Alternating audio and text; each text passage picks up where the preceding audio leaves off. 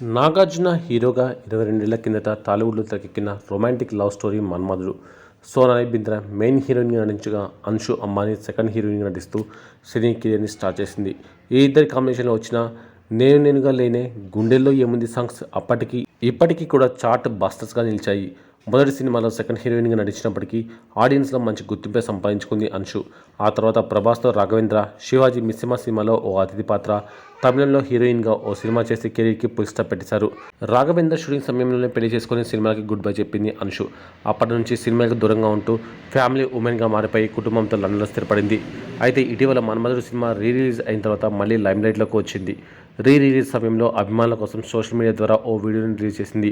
ఈ రీ రిలీజ్తో అన్షు పేరు మళ్ళీ టాలీవుడ్లో గట్టిగా వినిపించింది. 'మన్మధుడు' రీ రిలీజ్ తర్వాత హైదరాబాద్ తిరిగి వచ్చిన అన్షు మొదటి హీరో నాగార్జునని కలుసుకుంది.